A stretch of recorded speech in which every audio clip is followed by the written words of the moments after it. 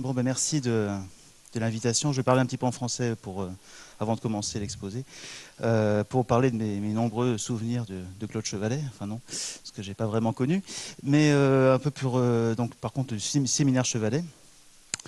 Je voudrais juste, en fait, depuis que je suis arrivé hier soir, j'ai l'impression qu'il y a comme il y a la figure de Claude Chevalley importante, notamment pour le séminaire, on a un peu tendance à penser au séminaire Chevalley comme un endroit très très algébrique, justement une histoire de pureté algébrique qui serait là. Et bon, je veux dire que moi, c'est pas du tout mes souvenirs en fait, parce que si ça avait été le cas, j'aurais jamais participé à ce groupe de gens et j'aurais encore moins co-organisé le séminaire. C'était aussi à cette époque-là un moment où, notamment avec Pierre Cartier et d'autres personnes, il y avait, au-delà de l'aspect purement algébrique, il y avait des contacts avec notamment les groupes de Tresse, des aspects topologiques, un peu avant évidemment avec des aspects reliés à la géométrie algébrique, avec Jean-Michel et François Digne qui faisaient des choses reliées à la cohomologie étale. Donc il y avait aussi tout un tas d'ouvertures dans ce séminaire-là. Et donc voilà, j'utilise cette opportunité pour les mentionner aussi. Voilà. So, I try to turn into English now.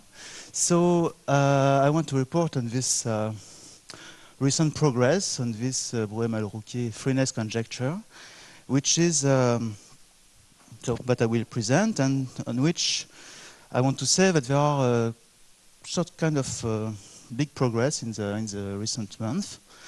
And so it's a conjecture that try to generalize these things, that is a really nice theory that you can find in this famous book by Bourbaki, which states what? Well, it states first of all that this amazing theorem by Coxeter that Coxeter groups and real reflection groups are exactly the same thing. That's the first point of the theory of Hecke algebras. Amazing theorem. That even more miraculously, if you look at something which is rather far away from finite groups, which is from reflection groups, which is the Iwahori-Hecke algebra of a reductive group, well, you still have a nice presentation of the corresponding algebra, the free module of rank the cardinality of the Weil group. And the other part, well, less classical because it's not in Bourbaki, but still by Briscorn in 1974, the other amazing fact is that this Coxeter presentation induces a presentation of the generalized braid group, which is a pi1, defined as a pi1, of Viereg divided by W, well, some orbit space associated to your real reflection group. And moreover, this construction makes H appear as a group which has as a quotient of the group algebra of a group which has independent interests, which is the generalized braid group constructed in this way. Okay? So people who are absolutely unaware of this construction, what we do is that we remove all the hyperplanes inside the ambient vector space, or the reflection act, and when we divide out by the action of the reflection group, and we get a well-defined manifold, which has a nice pi1. And this pi1 is called the generalized braid group. Okay. So what is the conjecture about? So it starts in the early 90s by a program by Broue, Malle, and Michel, who tried to introduce the same thing for centralizers inside Weil groups. Okay. So for reason I don't want to elaborate on that. And from this, Broue and Malle, they guessed a suitable presentation of H of the same type than the one we had before for the wave reflection group. And they made the following conjecture, that this H, that they defined it case by case for each of the known complex reflection groups, are a free module of rank W. Okay? So the exact equivalence of what was known in the classical case.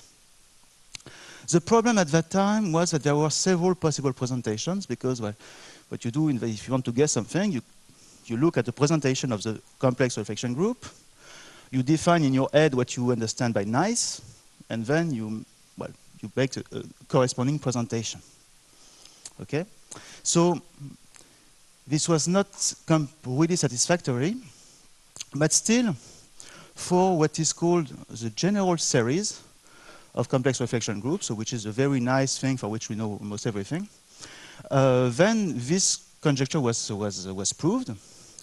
So this was the first hint that something was really going on. And so this general series leaves a bunch of exceptional cases, which are 34 in numbers. Well, 6 of them are exceptional Coxeter groups, so they don't really matter, but still it leaves us with a number of exceptional cases, plus the question of what is really the Hecke algebra, because this was, as I said here, this was only defined by some analogy and no real general definition. Okay, so the next step was the work by Broue, Malle and Rouquier. Well, we said, okay, there is one thing that we can define abstractly. This is the generalized braid group, and so we start from that, and from this we define the Hecke algebra, that we call H, and we have then an intrinsic definition of this gadget. Great, great. So so I know I had some reason to talk about that today, and so thank you, Raphael. This was did during the Chevalley seminar. So now the conjecture can be clearly said. So this H is a free module of rank the number of elements of the complex reflection group. So we have exactly what happened there. I didn't mention the ring of definition R because here there is a difference in the classical, compared with the classical setting, because when you define the usual Iwahori-Hecke algebra, then your ring of definition is a ring of polynomials over the integers. Okay. If you take this definition, this means that you define it as a quotient of the group algebra of the braid group, when at least your generators have to be invertible, because otherwise you're not dealing with something that comes from a group. And so this is why there is this definition that I emphasize, because we will see it leads some differences with the classical cases. There is, of course, a number of variables appearing there. So in Coxeter type, there are sometimes 1 or 2 parameters. Here, if you look at the Coxeter case, the number of variables of parameters that you have in your ring of definition is connected to the number of conjugacy classes of reflections of your Coxeter group. Here, the situation is a bit more involved, because these complex reflections are pseudo-reflections. This means that they still are reflections around an hyperplane, but not necessarily of order 2. So each reflection comes with some order, and because of that, you have a bunch of variables that appear in the definition of your Hecke algebra. And of course, you have the same problem that whenever you have 2 reflections that do not belong to the same conjugacy class, then you have some choice of parameter that appears there. Okay, so I will, in the sequel of the talk, call the size of R the number of parameters, right? So some kind of measure of the complexity of the situation. Okay, so what is this general setting in which this conjecture fits? Well, there is a meta-conjecture, but nobody dare to really say, it is this one. Everything works. Okay? Okay. This is not true. So there is at least one reason, and I tried to find a name for that while preparing this talk, so I came to this concept of Laurent phenomenon, which is a very bad word, but I couldn't find another one. So if you have another one, please tell me, so that next time I do this talk, it looks less stupid. And so Laurent is the same, already appeared in the previous slide. This is because it is connected to this difference that you really need to work on Laurent polynomials, that we really cannot do without that. So I will explain in the forthcoming slides why it affects the results. But besides that, to my knowledge, this is the only known exception to the meta-conjecture. And so if you don't want to be meta, if you want some real stuff, then there are stated additional conjectures. Like, for instance, that there should be also a symmetric structure on this algebra. And there are unstated ones. Like, you look at all these nice properties that are brought by the conjecture theory. Well, in times you meet one of them, you say, okay, probably this is also true for my generalized Hecke algebras. Okay. But why do we start by the freeness conjecture? So why is it the most basic one? So one reason is probably because when you have deal with an algebra, the very first thing you want to know is what is its structure as a module, right? There are other reasons. The other reason is that if you know that this conjecture is true, you can apply several stuff that you cannot apply otherwise. First of all, the very rich and very efficient representation theory of finite dimensional algebras. You can really rely on something which is theoretically very well established. And the second aspect is that you can use your computer by doing what I call deterministic computational methods. What do I mean by that? I mean by that if you don't know that your algebra is finite dimensional, let's say, you have not at your disposal computational methods that can be predictably, that have some predictable bound, right? So it's exactly that the situation that you have when you have a finite group that is given, well, some group that is given by a presentation, and you ask yourself, is this group finite?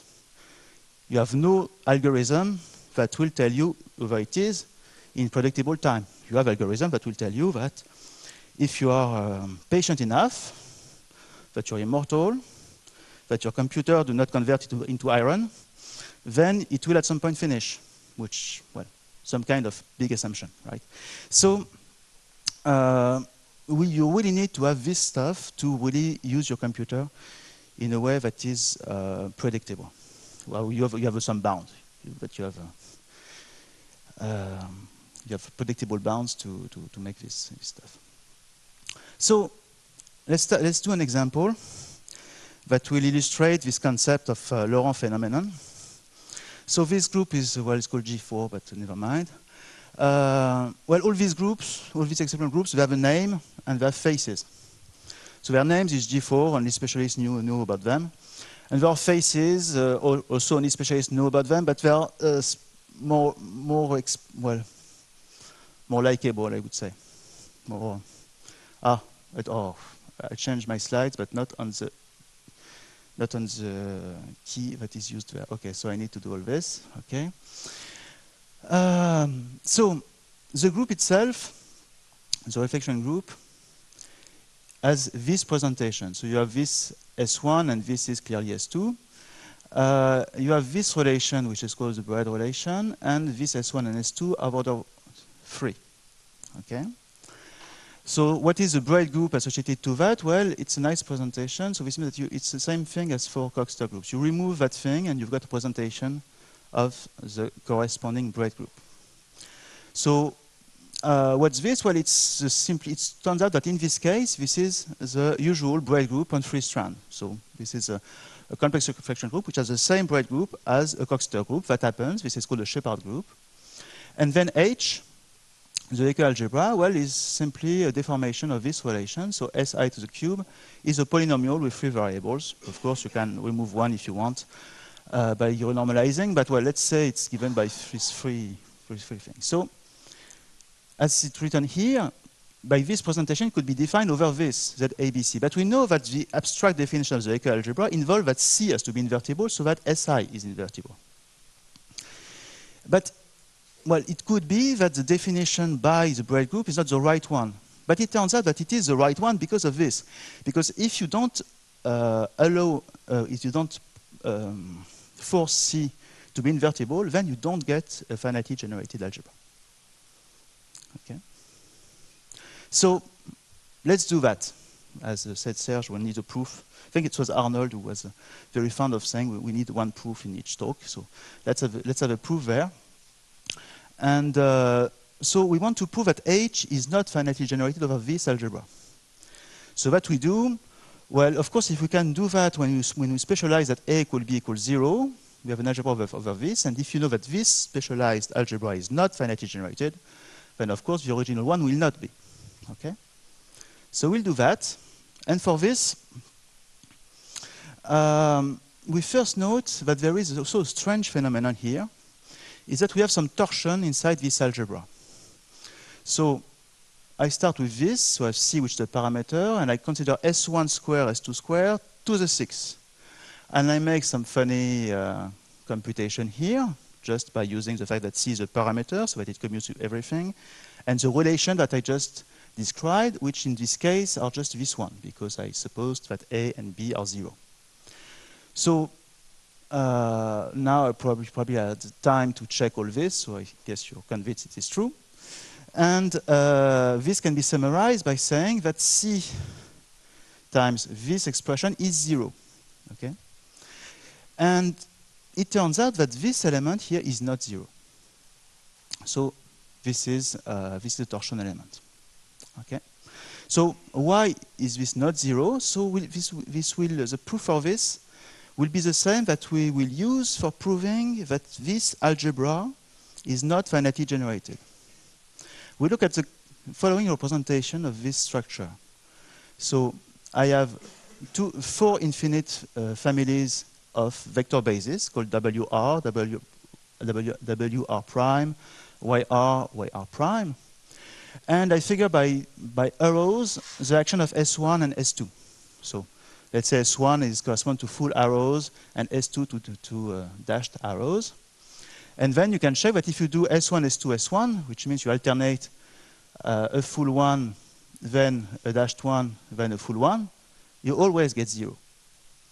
Right? Do that. Let's start from WR. This comes to 0.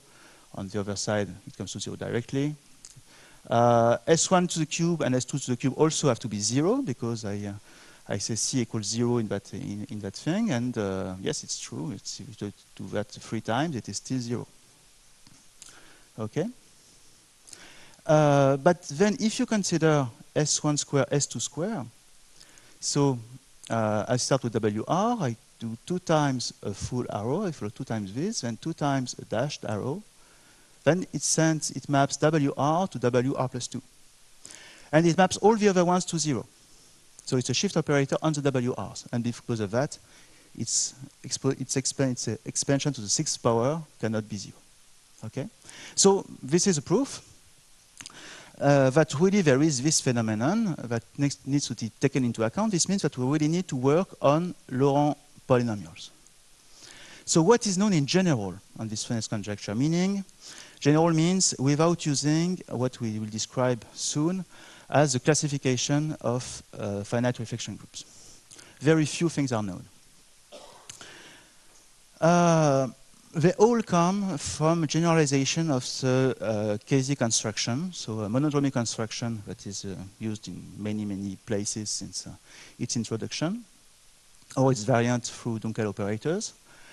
So in the original Broue and Malle paper, they proved that you only need to prove that H is generated by exactly order of W elements. If you know how to prove that, so if you find a list of cardinality of W elements which span your algebra, you're done.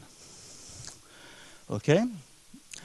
And this was pretty much all until this year. Well, I'm sorry, I just need to add something more. Is that if you use general algebraic arguments, you can also show from this postposition and other algebraic arguments that if you know that H is finitely generated over R, if you manage to do that without knowing by how many elements you need, and this you can call then the weak BMR conjecture, then H is generically of the right dimension. This means that it is of the right dimension over the field of fractions. But more specifically, there is recent work by Ivan Lozef using a refinement of this Casey monodromy construction, which is known as the Casey functor for Charinic algebras, which bring a correspondence between representation of the Hecke algebra and some subcategory of representation of the Charinic algebras.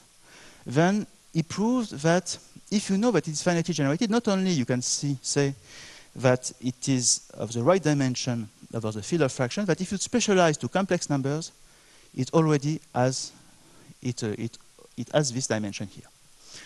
So it doesn't say more about the structure itself, except that you know that this quasi-functor also provides you some description through monodromy, so something which is highly transcendental on the Cherednik side, but it's a very interesting result. Okay, but that's all. This is the general results we know about the freeness conjecture. So this means that if we want to prove the conjecture itself, we need to use the classification of complex reflection groups. So this is why I will describe in a minute. But first of all, what is it worth? I mean, why is it worth proving that conjecture? So the original motivation is now more or less embodied into the so-called spaces program, which is there are a lot of other conjectures which are needed there, in particular the existence of a nice trace. This is a program done by Broue and Malle and Michel.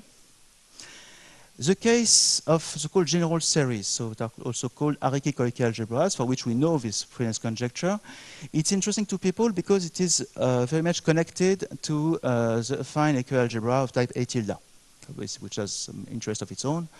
And these finite dimensional algebras provide a graph on this infinite dimensional one. Because of course, well, I don't want to elaborate on that. I want to mention the reason why I am interested in that is that if you look at groups like G4, they provide you, their algebra provides a bunch of algebras which are quotient of the group algebras of the usual Artintis groups. So the groups, the braid groups, which are associated to Coxeter groups. Right? So for instance, if you're interested in the usual braid group and that you want to know why a certain relation that you add makes well, allows one to build a finite dimensional algebra connected to the braid group. If inside your relation you have that the cube of the generator satisfy some relation, then you can think into this finite dimensional algebras and compute inside them. And this is a very efficient way to understand this bunch of finite dimensional algebras that appeared in low dimensional topology and that are related to the braid group. So this is the general presentation, and now we can look into the classification. There are three classes of complex reflection group if you really want to prove the classifications. There is this general series that I don't want to elaborate on that, which is done by, for what we are interested in, and which is characterized by the fact that the reflection group acts imprimitively on the ambient space. Then you've got two kinds of exceptional groups. One of them have rank 2, which means that they act on a two-dimensional vector space. And then, of course, the other ones act on a vector space on a larger dimension. And now, how does the proof work? You first notice that if you're in rank 2 and you divide out this group G by its center, then you go into PSU 2 here. And this is the same as SO3 of R. And because of that, you can identify this finite group to a finite subgroup of SO3 of R, which is a thing which is a sort of a family of groups which is very well known, that you have all the groups of symmetry of a triangle, of a cube, of an icosahedral. And then you build on that to say, okay, I know these groups here, so I just have a center to take care of, and we're done. Then, second step of the proof, you can prove by theorem of Blichtfeld that in rank at least 3, all reflections have order 2 or 3. So this drastically reduces the number of possible configurations, and then you check all of them. And among them, you find that there are only 3 complex reflection groups in that case that admit reflections of order 3. All the other ones are reflection groups that cannot be realized in a real space, but still have all their reflections of order 2. And not only that, so this means that you have only one parameter appearing because of you only have quadratic relation, but also all reflections are conjugated to each other, so you have this very nice picture that you have a very small parameter, very small ring of definition. Okay, so I mentioned all that because we are more or less following this path in trying to prove the Broue and Malle conjecture. The first step I want to describe is for higher rank groups with reflections of order 3. So these 3 only exceptions to this general principle that reflections are order 2 in rank at least 3. So I proved this a couple of years ago in the following way. In proving that there is a tower of parabolic subalgebras, so that you can follow a sequence of parabolic subgroups inside the group, such that each step is a free module over the previous one. And not only that, also that the rank is the same as the number of cosets on the group side. And so because of that, this implies a conjecture, because of course, while you are in rank 1, there is nothing to prove, it's pretty obvious. And let's say a toy model for G4. What I mean by that is that if you consider only the subalgebra generated by one generator, it's pretty easy to show that it's the same as R to the 3. And you find this decomposition, you prove that decomposition, that H can be written like that, some kind of H0 bimodule.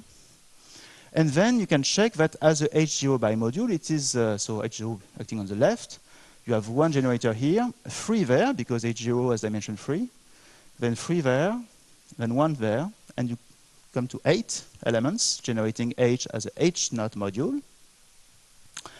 And therefore, you get 24 elements for generating this over R, and this is exactly the number of elements of the group, so you're done, because you have this criterion that works. So this is a general picture for the of the Hecke algebra, right? It is a generating basis of the H, which has the right number of elements, and therefore it is a basis. Okay, other questions? Okay. So this proves 2 things actually. This proves the conjecture and also the freeness of H as a H0 module at the same time, which belongs to this additional non-stated conjecture that we would like to have for Hecke algebras. And so once we have proved this, we are inside the dichotomy, which is the following one. Either your group has small rank. In this case, you know it belongs to a rather understood family, right, inside SO3 of R. But the problem is that its ring of definition is very large, which makes it very difficult to deal with by a computer, for instance. Or G has small r, small ring of definition, but it has a large rank, a large order, and if you want to understand things, you really need to dig into the very specific configuration you have at your disposal. So this is completely different situations, and therefore there will be several different kind of proofs for these two. And so we try to attack this conjecture by separating these two aspects. So in rank 2, there has been a very nice work by Etingof and Rains in 2004, which started as follows. So they first introduced over deformations for Cox-star groups.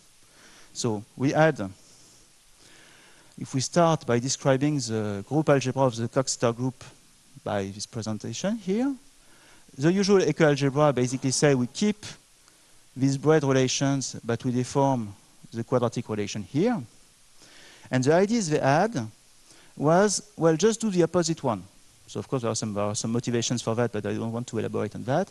But so you keep the same generators, you keep this order relation, but you deform what was the braid relation in case of H. So these Ui, Jk are parameters.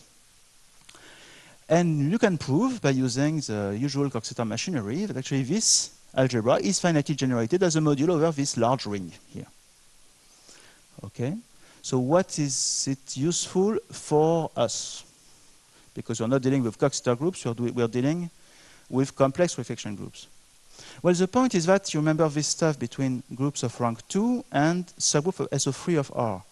And if you look at the classification of finite subgroup there, well, if you have something which is imprimitive, this is basically the group of symmetry of a triangle, of a cube, or of an icosahedral. This means a rotation subgroup inside a Cox-star group.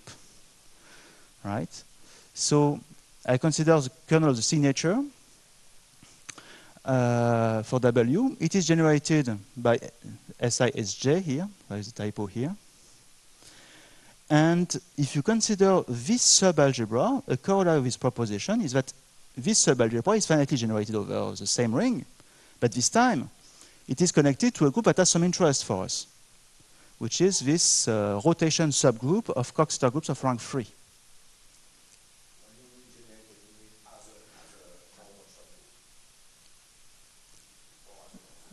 No, as a module. As a module over finitely generated as a module over this.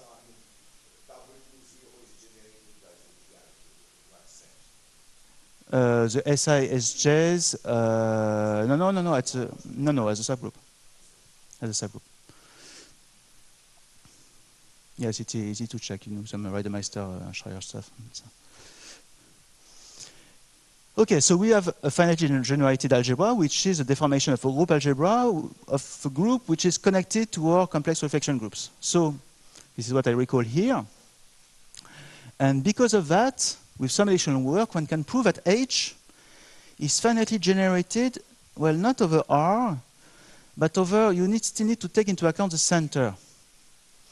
And the center of the group, of the algebra, you don't know what it is, but you know the center of the braid group. And this center is infinite cyclic. And so this element of the center, or a generator of the center, here you can consider this as part of your parameters. So this means that you define your algebra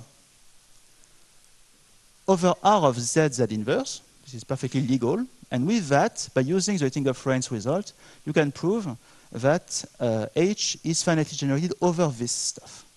Okay? So this is, I just need to say something here, because some people who know about this Etingof Rains thing sometimes think it is case-free. But it is a general proof. It's absolutely not the case. I mean, I want to insist on that.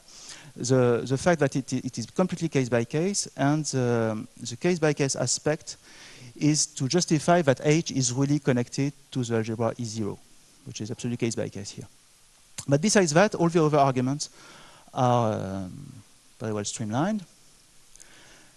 This additional work is to pass from R of Z at inverse to R. And for this, you prove that Z, so this Z here, is annihilated by some monic polynomial of coefficients in R of very large degree. And because of that, H will be finitely generated over R. Okay? So all the control on the number of generators come into this, boil down to the knowledge of this unitary polynomial, monic polynomial that is here.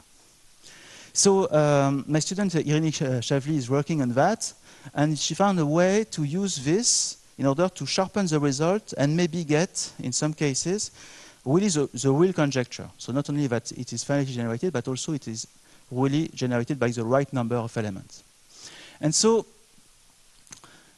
starting from the Etingof Rains approach, there is no control a priori on the number of elements that are needed to generate H, because what it does, it enables one to reduce Z to the n, for n the degree of the polynomial, as a linear combination of lower powers of Z.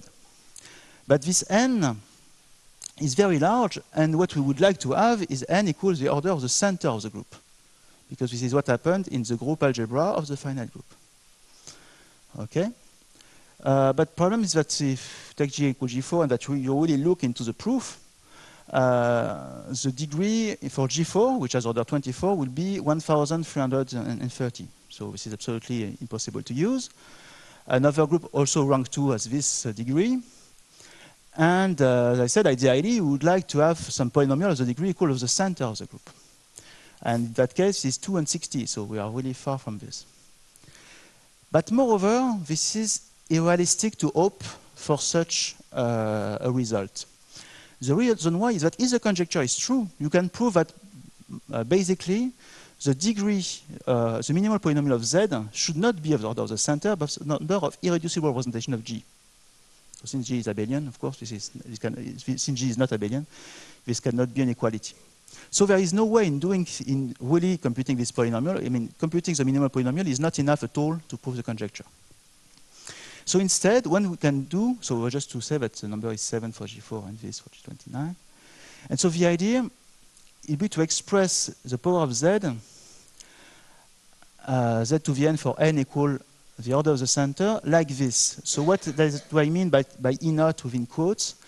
Basically, if you already have a basis of E naught that you can lift into H, what you want is that z to the n can be written as the sum of z to the k and the linear combinations over R of elements you already have. So I need to be a bit sketchy here. But I will describe the results obtained by this method. So, as I said, there are collections of all these groups of rank 2. They correspond modulo center to a group of symmetries of some polytopes. So you have 3 series for the triangle, for the cube or octahedral, and for the icosahedral. So the first series is a tetrahedral series, so where G over Z is a group of symmetries of a tetrahedron. Sorry. So in this table, you have here the classical numbers for this, Shepparton number. Here's the order of the center, which is highly relevant for this method. You got the maximal orders of the relation of the reflections. All maximal is of order 3. Here is the number of generators, which is also very important when you compute. And then this is the cardinality of R, which is the most important. Well, with the center, it's really the most important data. So of course, G7 here is the most difficult group to compute. But by this method, she managed to do all that stuff here. And I just want to notice that here, G4 is, I emphasize this, that this is a group connected to the usual Broue group here. So if we pass to the octahedral series, we also have another group connected to the Broue group. So because of that, very important, well, which is more important than the other in view of applications to topology. And you can see that almost everything is done here by this method. There is this G11 here that is not done yet. And this is because of the size of its center, but apparently it should be done in a not too far a future. Okay, so we are quite in a good shape for these 2 series. For the last one, yes?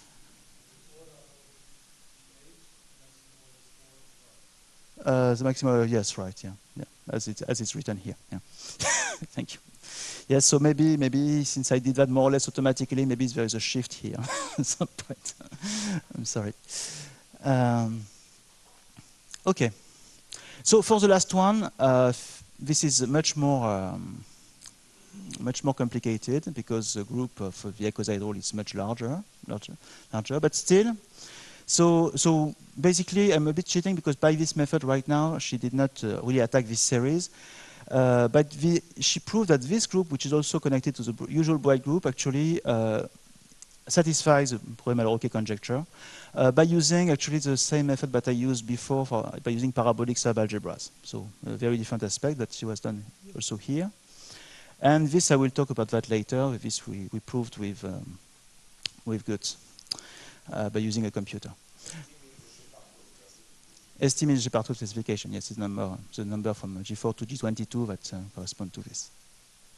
So you see, of course, that G29 is something that will be pretty hard to compute by the center method because you need to have to compute that to the 60.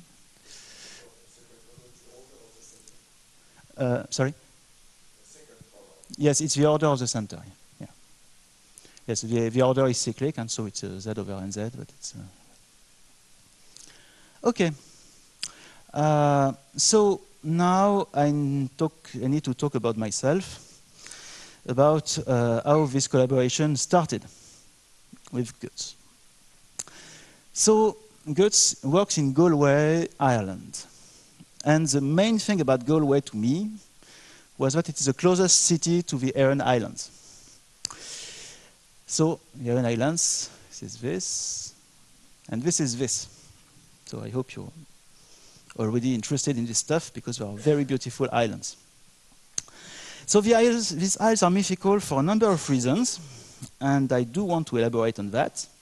So one reason is that when the Irish poet Yeats founded the poetic nationalistic movement in Ireland, he wanted that all the young poets around him learn some Gaelic, because there was in some country that these despicable English guys wanted other people to speak English. I don't know like here. And, and so because of that, he sent all these young guys, especially Singe, to the Aran Islands, where there was something like 4 people speaking Gaelic. And so, so this is one reason why these islands are mythical. And there is also a famous Swiss writer that wrote about that, about this, all that happened in these very mythical islands, because it's impossible, pretty much impossible to make agriculture on these islands, but people there still manage to do that, so it's really impressive. And then there has been a very classic movie on this called The Man of Aran by Flaherty, and you can see it's so classic that you have 2 things that prove it's a classic. That first you have a book on this film, and then you can see this HD stuff, which is quite rare for this kind of stuff. Okay, so this was really a very mythical islands, and really, I would have killed to get in order to get an opportunity to go there. And so I made a first try, because what you know in that case is what you do in that case is that you try to find a conference, and even if you had no clue, for instance, who is this guy Chevalley, but you know there's something happening in Marseille, maybe you will want to go there and just see Marseille by saying that you want to make something about the Chevalley seminar or stuff like that. And so I tried to do that. Well, but there was no Air France problem, but a Ryanair problem at that time, so it was really a mess. So my second shot was that there is this very famous Nicolaus conference in Aachen. And we finally met there. I don't know if you remember that. And so we talked, which in Aachen means basically that. So it's some kind of strange language, but you can see that you have 2 blonde, one red. This means something. People speak like that there. And so we started understanding ourselves like that. That was the beginning of the evening, so we kept talking and kept talking again and again. And then I did this, and then he did that. Okay, and so I was very much ashamed of myself. I must say I'm less ashamed of myself now, since I know I witnessed yesterday evening Serge talking to Goethe and mentioning this song by Yoko Ono and John Lennon about Galway. So I think that Serge is going to Galway in next month, probably as some kind of similar strategy. So, but for me, it was already a big success. I mean, really, I was very happy of myself. And the dream came true. I took a plane, not Ryanair, but it worked. And, well, after all, yeah. You see, you always feel a bit like after an evening, you did not really control yourself, and you say, what did I do? Okay, so what should I do to deserve that invitation? And so we were in this situation where 2 people who are there, who like each other because of the beer, basically, and then we need to find something to do together. So you say all what you know, all what the other guy know, and you try to find something to do together. And the start I had for this conjecture, this was the fact that I already practiced this using parabolic subalgebras. And Goethe is really a pro on Coxeter groups, and also computers. And so the conclusion is that we need to find a way of attacking at least one W by using one of the complex reflection groups, by using some parabolic subalgebra of Coxeter type. Let's say whether it works. And we tried this group, which has a name, G29, and a face, one of the many faces of G29. So what I will call the face of, what I like to call the face of a complex reflection group is this kind of presentations, because there are many possible presentations. And whenever you look at a different presentation, you have a different aspect of the group. Okay? But by this presentation, this means that you have basically a Coxeter kind of relation type B3 here, on the first 3 generators that correspond to a parabolic Coxeter subgroup. Plus you have this Coxeter-like relation, plus a strange one, but there is always a strange relation, because otherwise we would have a Coxeter group. Okay? And then if you want to really look with using a parabolic structure, so you look at the cosets, a structure of cosets. So this group, let's call it W, and the parabolic subgroup W naught. And this coset looks like that. So if you're pro in coxeter groups, you can recognize that this thing here. So every dot corresponds to a coset, and there is one color for each arrow is labeled by as a color, and this color gives you the labeling of the generator involved. Okay. So let's say I start here from the empty coset.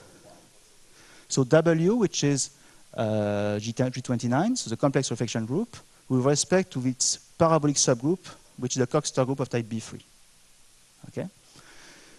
So this means that you can really, we can do this thing. You can just recognize here, for instance, that you have things that look like a coset graph for 4 coxeter subgroups between B3 and B2 or something like that. You have since you have a large coxeter subgroup, you have many parts of the graph that correspond to coxeter-like things.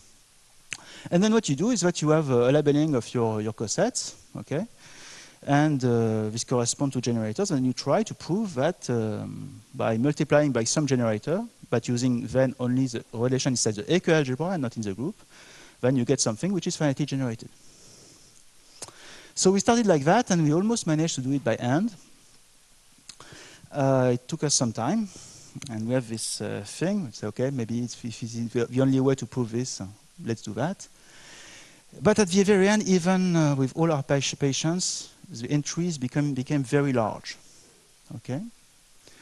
So we put all this inside the computer, and we checked whether doing this automatically would stop at the end, meaning that the algebra is finitely generated by this specific number of elements. So it worked. And because it worked, we get excited because they say, okay, we already managed to automatize part of this, so maybe we can try on other cases.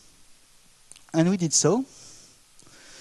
And I need to mention that we were able to do so because there is inside the Chevalley an efficient implementation of multiplication of the usual Hecke algebras. This is why it's so important to have a parabolic subalgebra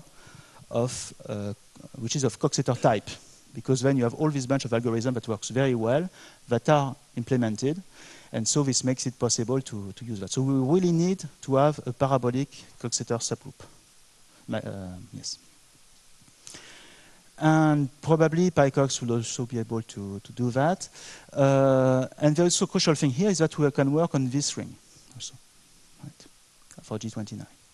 So what about the others? Well, since we are only considering exceptional groups of higher rank, we can make the list. There are these 3 groups that were handled by parabolic methods. And all the others one are generated by reflections of order 2, and there is this G29 I mentioned, and we have all this list here. Rank 3, 4, 5, and 1 in rank 6, which is very, very large. And so we managed to prove the following thing, but actually we managed to check that these methods work for all the higher rank 2 reflection groups, so meaning all that stuff here, except maybe G34. So, so this is why I wrote in my abstract that we have the feeling that the conjecture is really now within reach of completion, because there is only one left among the groups of higher ranks. So now I want to explain a bit how this works. So first of all, if you want to do this in general, the first thing you need is to have a presentation, an explicit presentation of your Hecke algebra. So for this, you need a presentation of the braid group B. And so it turns out that thanks to work by several people, Bessis, Michel, maybe mainly Bessis and Michel, there is a nice presentation of B for all these. So there's a general theorem saying that it always exists, but it's not very useful to us because we want something very, very precise. And so by using a gap package that they built, They used to get a presentation for the groups, then the conjecture that other ones that they get also from this package were correct, and then this was subsequently justified by other arguments by basis. So now we have an algebraic description of the Hecke algebra for all these cases. Okay, so we can already start trying to do things. We also would like to have a solution of the word problem, meaning that if we want to have some relation in the Hecke algebra that we guess should be true, we want to have a way to check it. So if it's true in the group, that's obviously true inside the Hecke algebra. But how do you check that it is true in the group? So this is what is called the solution of the word problem. And it is also solved, so thanks to work of David Bessis using this notion of dual braid monoid associated to some of the well-generated reflection groups. There is one case that is not dealt with by this theory here, but it turns out that because of our previous work with François Digne and Jean-Michel, we managed to prove that we can use a bunch, the collection of miracles that appear, that G31 can be viewed as a centralizer inside the Coxeter group at E8, and that you have algorithm for computing presentation of centralizers and so on and so forth.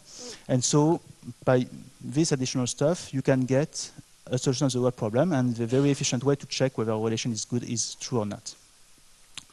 Okay, so we have all this for a start. And so the general strategy is, first of all, you need to find a parabolic subgroup of maximal rank, if possible, so that you can reduce the size of the cosine graph, which is a Coxeter group. And there is a miracle that this is always possible. In all these higher complex reflection groups of higher rank, you can always find, I don't think there is any general reason for that, you can always find a maximal parabolic subgroup, which is a Coxeter group. So this means that what we did for G29 maybe can work also there. Then we compute the coset table, we express representatives as word in the generators. So we have a bunch of elements from H that come from the braid group B. And then what we want to do is to express xn times the generator as linear combinations of other elements corresponding to coset representatives with coefficient inside the parabolic subalgebra. If we're able to do that, then this will work. So this is Hecke algebra corresponding to the parabolic subgroup W0, which is in that case a standard Iwahori-Hecke algebra associated to this Coxeter group. Yeah. Well, actually, it's actually the isomorphic image of, because a priori you don't know that there's an embedding, but we don't need to do that because at the end we will have the result. Okay, and so this is what we need to do here. And so I just want to put some additional pictures that programmed by Goetz. So this we already saw G29. We saw that there is a but it is locally nice because there are locally Coxeter parts. If you look at a group of rank 3, which is badly generated, so which has one more generators than it should have. No, it is no. It's well generated. But its presentation, its faces are really ugly. Our relation is very long, and so you see that then you have a very different picture with all this stuff going behind there. Well, there is no a priori nice stuff to see. G33 is already very large group here. Okay, so for this you really need a computer because there is no hope to write this on paper. And so how do we fill in the table? Well, you follow an algorithm, which is basically you try to compute S. If you have your xn and you have xm defined as xn times something, because this is the way we build the coset table. Then if you make the generator act again, then you can use this relation inside the Hecke algebra. Okay, so you have some stuff like that. Also, if you start from the empty set, the empty coset, then you can more or less compute everything. So these are easy stuff. And the additional thing we do is that we turn all relations that we have in the presentation and possibly some other that we add and that we checked using the solving problem in the following way. So, for instance, if we have 1 to 1 equal to 1, 2, then we say that the prime, meaning the inverse of the generator, we can say that 1 is equal to this, 2 is equal to that, and so on. So we can try, by looking at each empty hole in the table that we want to fill in, and whenever if we don't know how to do multiply by the first generator, well, we just try to do this stuff. And if you manage to do this at all at some point, then we fill in the corresponding hole, and we continue. And also, there is one thing that you can do is that, well, okay, so I don't want to elaborate too much on that, but we can also use inversion. So if we know how to compute the multiplication by some generator, because of the quadratic relation, we know how to compute the multiplication by the inverse of a generator. Okay. So it works for all the groups, 2 groups above the largest one. And all this was in reasonable time, so G31 was quite the largest one. It lasted 3 weeks, but now it's much faster.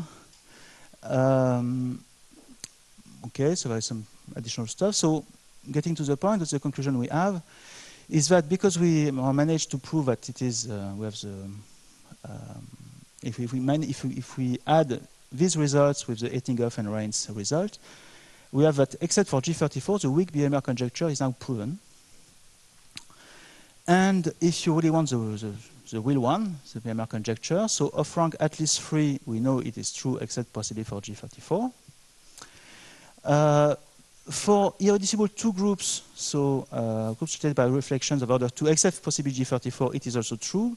So I add the name of my student here, because in rank 2, there are some groups of order reflection of order 2, and some of them for which there are 2 reflection classes, so for which we cannot apply this method, and she was able to do this for G13 for experts.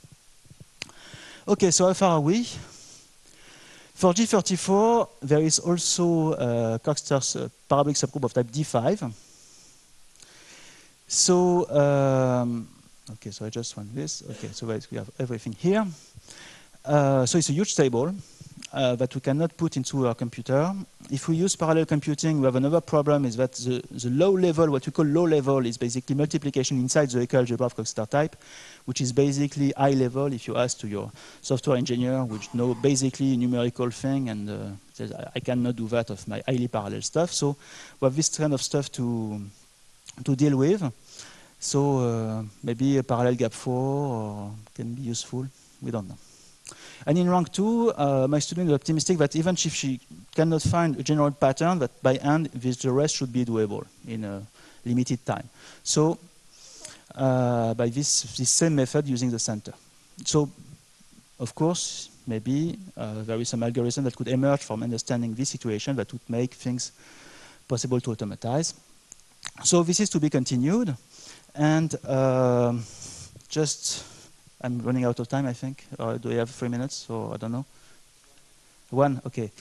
So I asked this. It was a really serious question, because I want to say about something about this this program. So where is this?